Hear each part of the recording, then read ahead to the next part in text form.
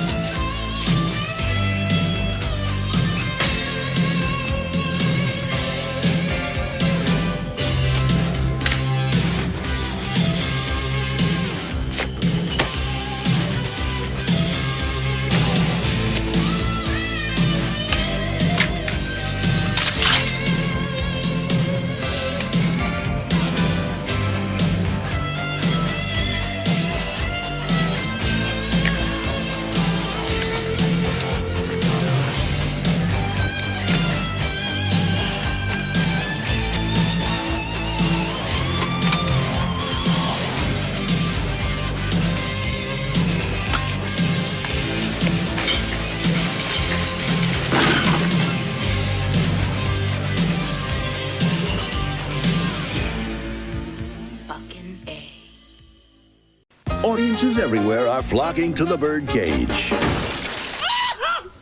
What? The #1 smash hit in America. And the falling down funniest comedy you'll see this year. Bravo! Time magazine says, a very funny film. Twyla! Lane and Williams are two of the world's most gifted comics. Oh. And Joel Siegel raves get the flock on over to a theater. This is one funny movie. It's just what Rush Limbaugh said. The Birdcage, a Mike Nichols film, rated R. Now playing. Hey, this is Matt once again. We're about to another review. There's another paid request, this time for Wes. And it is the 1996 film, The Birdcage. Now, The Birdcage stars Robin Williams, may he rest in peace, Nathan Lane. You also have Gene Hackman and Dianne Wiest. Dianne Wiest, she was the mom in The Lost Boys. Gene Hackman, of course, Lex Luthor, the original Superman movies, among many other films, including a personal favorite of mine called Uncommon Valor. And very surprised this has no features. Nothing. Which sucks. Because this film was a hit when it came out. Critics enjoyed it. It's not one of those films, at least so far I know, that's been canceled. And for a subject that handled wrong could be very touchy, very cringeworthy, I thought it handled it fairly well, and it was entertaining. It's directed by Mike Nichols. He directed The Graduate with Dustin Hoffman. He did Wolf with Jack Nicholson, among with quite a few other movies. And pretty much Robin Williams and Nathan Lane, they're a gay couple, and they run this club called the Birdcage. One thing leads to another. The movie sets it up as if Robin Williams is cheating on Nathan Lane, but in all reality, it's his son from previous marriage, where he was straight. And his son has come up and says, hey, I'm getting married. Could you help me out? Okay, then. Granted, you're 20 years old, but he says, no, leave, get out of here. Oh, come on, man. You called my bluff. You were good. Yeah, was I? And from what I understand, the original plan was that Robin Williams was going to play the other role. Robin Williams was going to play the Nathan Lane role, but someone like Steve Martin or someone else was going to play... Like, Robin Williams was going to play this guy, and then like Steve Martin was going to play this guy. But Robin said, hey, could I play this other role? They got Nathan Lane. And Nathan Lane, he's been in other films. He was in a film called Mouse Hunt. He was on the Broadway play of The Producers for many years with Matthew Broderick. I want to say they made a movie on that. Like, there's The Producers that Mel Brooks did back in the day, but trying to remember if they actually did a movie version of the play with Matthew Broderick and Nathan. Anyway, Nathan Lane, he's done quite a few stuff. You don't really see him much nowadays, Nathan Lane, but yeah, remember him being a good actor. Gene Hackman, big fan of his. It was interesting to see him play this type of role where he's the senator. He's part of the scandal that he had no hand in, but because of people he's affiliated with, he kind of pulled into it. And at the same time, Gene Hackman's daughter is the one that's going to marry Robin Williams' son. But the daughter and the son, they haven't told Gene Hackman and Dianne Wiest that, you know, there's a gay couple. And so there's supposed to be this dinner, and pretty much the son going, could you make it so that things are not gay? I invite my mom, your ex here, take Nathan Lane out, do whatever, change everything. I will say this, watch this again, the son character. He was such a fucking piece of shit. I was waiting for him to get some kind of comeuppance. I'm kind of mad he didn't. That's really one of the only flaws I have with the film, is I hated the son. I forget the actor's name, but it's not the actors that's the problem. It's the way that character's written. There's never a point where he's sorry that he acted this way, and he pretty much, you gotta change who you are, and you embarrass me. That's really what he's getting at. You guys are embarrassing me, and just treating him like shit, honestly. No, don't change that. No, don't do this. No, don't say anything. Oh, can we get a maid and not your male maid, played by Hank Azaria, who's in the Simpsons TV show, many voices, like the voice of Mo, the bartender. He was in the 1998 Godzilla film.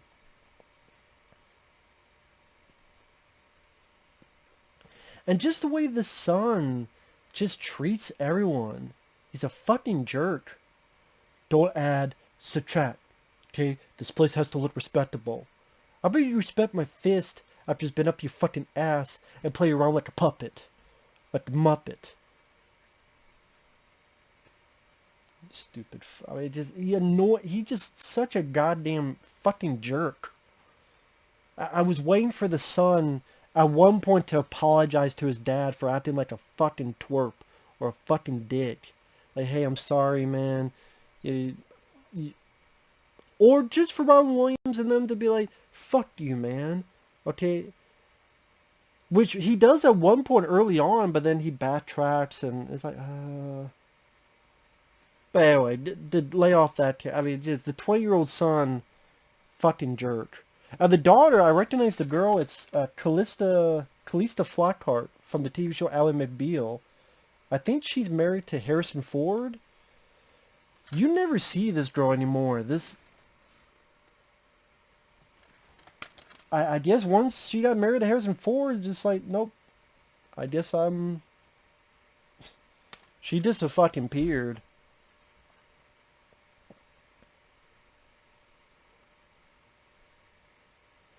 But what makes the film work is Robin Williams, Nathan Lane, and Gene Hackman. Like, those three play their roles very well, very on point, and the way Robin Williams and Nathan Lane interact with each other. Because I'm a man, you're a woman.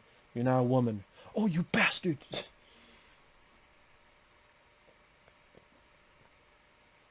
Or even Gene Hackman, when the daughter's saying she's been with someone, is like, oh god, oh god, has he been tested?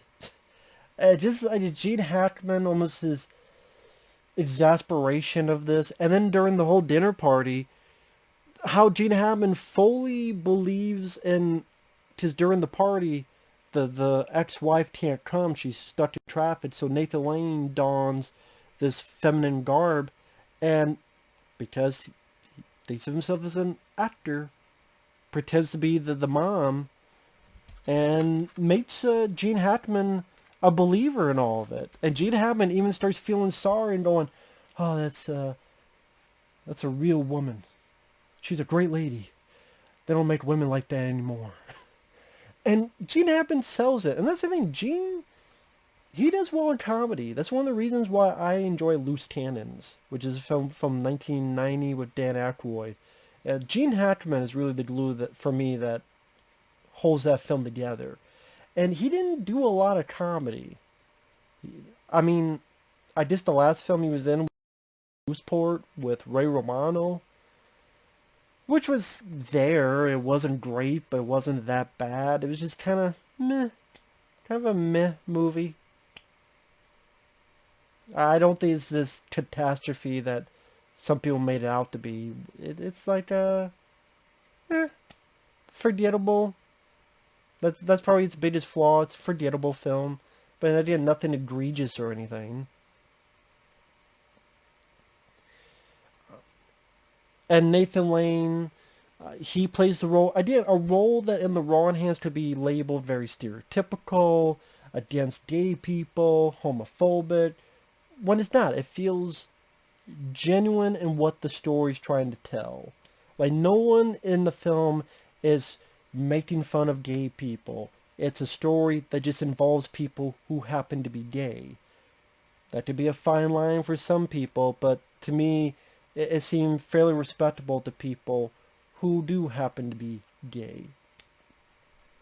And that's why I'm surprised. You think this would be a film that would get at least some kind of features, documentary, talk about how was it working with Robin Williams, interview Hank Azaria. Yeah, I mentioned the other actors. Hank Azaria, he's very entertaining. You're afraid of my Guatemalan hotness, my natural heat.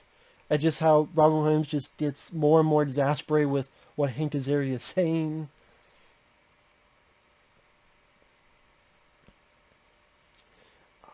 And Robin Williams is just a great talent. I miss this guy so much. And when I see films like this, and I see him, I get sad. Not sad with the movie. It's not a sad movie, but I just get sad because this is a guy that had so much energy, so much personality, so much hilarious momentum. Watch almost any interview this guy has done. He goes off and just the amount of imaginative creativity that comes out of his brain, even in a simple interview. Like, go watch Inside the Actor's Studio with James Lipton, which even, that guy passed away. So it'd be sad because you have two, James Lipton, Robin Williams passed away, but it's an interview about his career, but just how he goes off. It's also a one-man show. And he does that with interviews again, just how he's able to do that. Whatever anything says, he just takes it and creates like a bit of a story and a bit just out of like. You can make an easy argument that Robin Williams is the best improv actor that we've ever had. You really can. The best improv comedian. Maybe you don't think he's the best comedian, but I would say he's the best improvisational comedian. Again, just based on the amount of interviews, the amount of stuff, just how he can just create everything, blah, blah, blah, blah, blah. Like every interview, he creates like this one-man show within the interview. And you just don't know where he's going to go. And a lot of times it becomes fucking hilarious. And I'm a fan of not all of his work, but a lot of his work. I loved Club Paradise. I loved Jumanji. I liked Aladdin. I liked Mrs. Doubtfire. There was a time in my life I'm like, I don't know. It's a guy dressing up as a woman. I don't know if that's really my type of comedy. But Robin Williams, with the heart of the story, and Robin Williams makes it work while someone like Martin Lawrence doesn't in Big Mama's House. I'm sorry, I like Martin Lawrence, but Big Mama's House, which there were 3 of those movies, not a fan. Mrs. Doubtfire, Robin Williams, he made it work. But they're still better than what Tyler Perry does. Even Big Mama's House is better than what the fuck Tyler Perry does in his 18 Medea movies.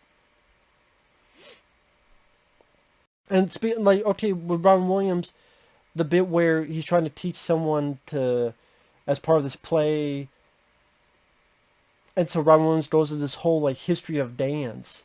It's like, you do Fosse, Fosse, Fosse, you do Madonna, Madonna, Madonna. You do all that, but you keep it all inside. Or when him and Nathan Lane are talking and he's trying to teach Nathan Lane how to be more manly. And did more and more, put the goddamn pinky down. Okay, you smear the toast, smear. Oh, I pierced the toast. It's alright, goddammit. Fuck the toast. Okay, when you walk, think John Wayne. And so Nathan Lane does it. And then when he gets done, he turns and goes, not good. And Robin Williams goes, no, I mean, I just never knew John Wayne walked that way. But again, it's the way, the chemistry, the way the actors interact with each other. That's another thing that doesn't get a lot of prominence and importance noted as it should, is that you could take a script. It could be a decent script, a good script, but if you get either bad actors or actors that don't have the timing or actors that just don't have chemistry with each other or aren't able to let the words fly in the right way, it can fall flat on its face. Like, you could take a funny scene and it gets completely ruined because the timing is off. Because this line was said too high, too low, too fast, too slow. But that's not really something people really mention. But, you know, someone like Robin Williams, and then Nathan Lane as a guy who, obviously with the many years he's done plays and live performances, and seemed like a guy who could keep up with Robin Williams.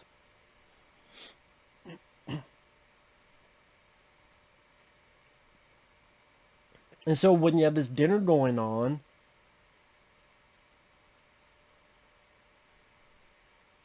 and you know, they've changed the whole room, and there's even a big crucifix, and Robin Williams says, so this is hell, and there's a crucifix in it. Or there's a point he's trying to calm people down, and he slips on the shrimp. It's like, shut up, goddammit! You know, fuck the shrimp. He just leaves. Which, for what I heard, that was an accident, him slipping on the shrimp, but he went along and he didn't break character. And that's why he had, oh, goddammit, fuck the shrimp, and he leaves. Again, my only issue is I hate the kid character. I actually want to look, like, who was that actor? It's not the actor's fault, but just, and I always forget, this is a remake. This is a classic French stage play, which was a 1978 Italian film, Franco-Italian film.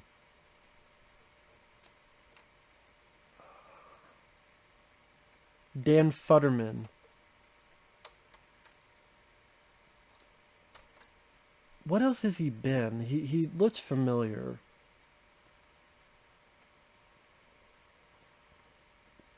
Sorry, I just want to look real quick.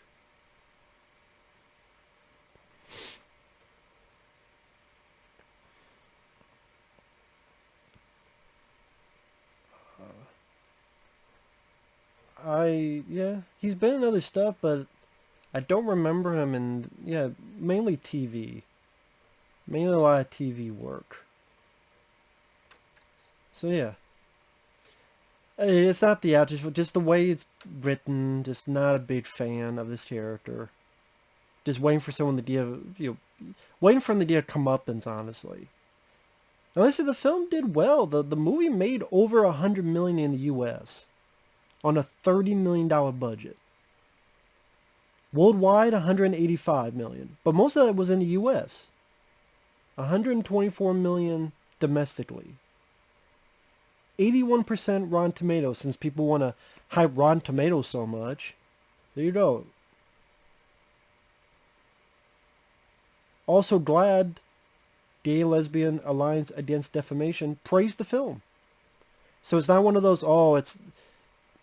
There's no reason why this doesn't have features. It was a hit. It was a box office hit. It was a critical hit. And it's not a canceled film because people from GLAAD enjoyed the movie. So, yeah. There's no reason why this, yeah, there's no reason. I was going to look up to see if there's any...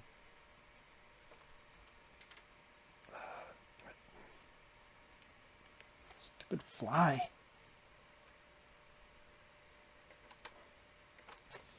Now I feel bad for... This is a random tangent. As I was doing it, a fucking fly landed on the laptop.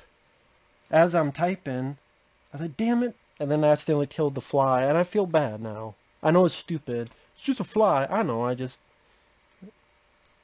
Stupid. I just feel bad now. Stupid, I know. Anyway, that bothers me too. Is that I didn't mean to do that. Damn it.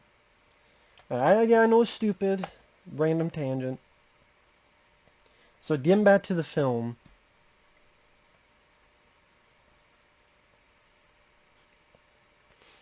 Listen, what makes the film work is the actors. Like even Gene Hackman, after finding it out and says and stuff, but then he adds in, I hope this doesn't influence your vote. Again, just... even Dianne Wiest, who's getting more and more mad at Gene Hackman because out the dinner, Gene keeps saying nice and nicer and nicest things about Nathan Lane's character, and Dianne Wiest is almost getting more and more jealous because of that. And it's a movie that has a fun, feel-good ending where, spoiler alert, spoilers, they just snuck out and... You'll never see Gene Hackman ever again cross-dressed. Which I will say, Gene Hackman cross-dressed, he looks like Barbara Bush. Just saying, he looks like Barbara Bush. But able to sneak through through the club while we are family. And even Gene Hackman starts humming the song. So it was just great to see an actor like that have fun. Sort of, take the stick out of your ass. You've done a lot of traumatic roles. Just having fun in a silly, goofy way. And then that was pretty cool to see. It was pretty neat to see. And probably risky, too. Because it's not like you don't see Clint Eastwood. Or Charles Bronson. Or, like, I can think of the other actors, like the... Burt Reynolds, maybe... I could see him doing that. Maybe Burt Reynolds. But, like, you wouldn't see Clint Eastwood do that. You wouldn't see... So, it was nice that Gene Hackman said, screw it, I'm going to do it for the movie. And it's goofy, it's silly, and funny. And respectful. It's also respectful, too. So, yeah, the Birdcage, I was still entertained by. I still thought it was a fun movie.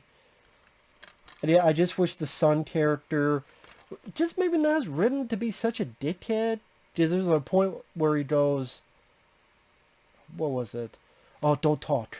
And don't gesture so much. I mean, fuck this kid.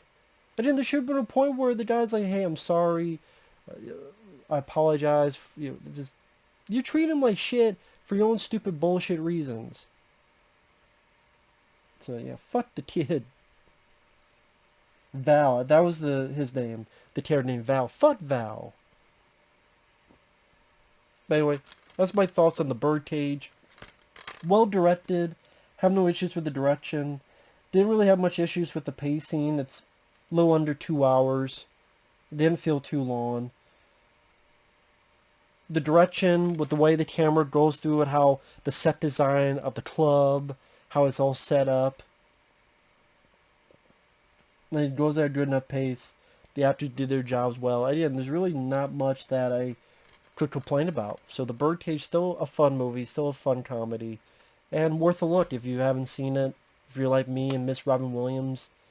And yeah, still a good movie. Deserves features. Yeah, I don't know why it doesn't have any. Maybe there's a new Blu-ray that has features I don't know about, but this DVD, didn't this DVD came out 2013? This DVD? It's still nothing, so I don't know. It was too bad. But with that said, thanks for watching. We'll see you guys later. Bye-bye.